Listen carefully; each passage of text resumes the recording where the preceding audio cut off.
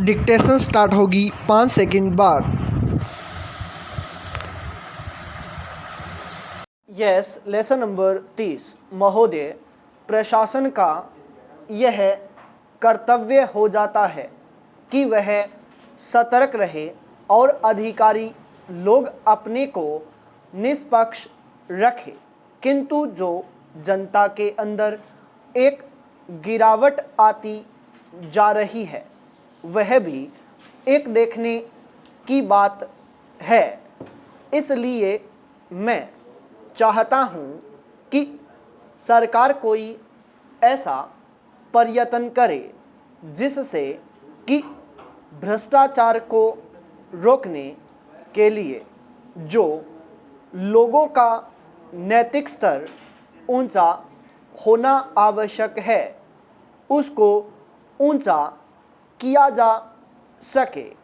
उसके लिए जो भी वह कर सके करे।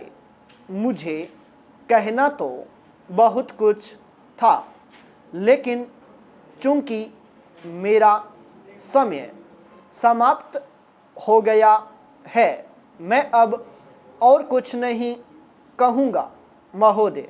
इसलिए मैं माननीय रक्षा मंत्री महोदय का ध्यान इतिहास के उस सबक की ओर दिलाना चाहता हूँ कि हिमालय की चोटी पर जिसका अधिकार रहा है उसका गंगा और यमुना के मैदान पर भी अधिकार रहा है। हम इस आशा में नहीं रह सकते कि हम दुश्मन को हिमालय की चोटी से उतरने दें और फिर मैदान में उसका मुकाबला करें। मुझे याद है कि कुछ वर्ष पहले प्रधानमंत्री जी ने बड़ी दृढ़ता के साथ यह कहा था कि हम हिमालय को दहेज के रूप में नहीं दे देना चाहते और यह नहीं कहना चाहते कि साहिब आप टहलते हुए तशरीफ़ ले आइए। हम नहीं चाहते कि वहाँ पर कोई मुकाबला ही न हो।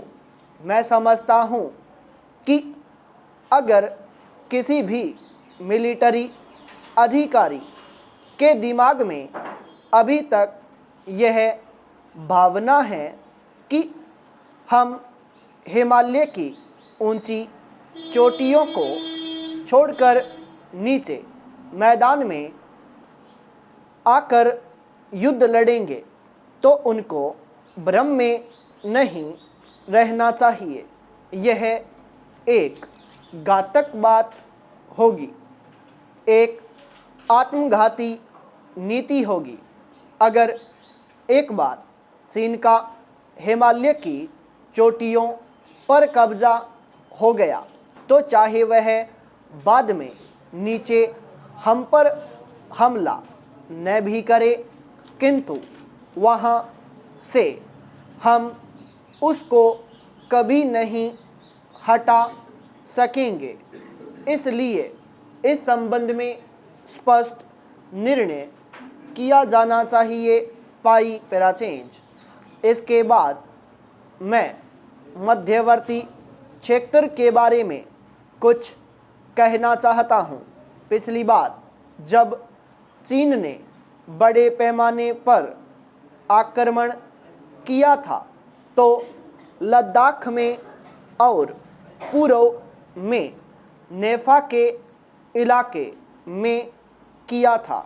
मध्यवर्ती क्षेत्र में मिडिल सेक्टर में लड़ाई नहीं हुई थी, लेकिन मेरा अपना अनुमान है और बहुत से लोगों को इस बात की आशंका है कि अगर अब कभी चीन ने दोबारा हम पर आक्रमण किया तो वह मिडिल सेक्टर में करेगा।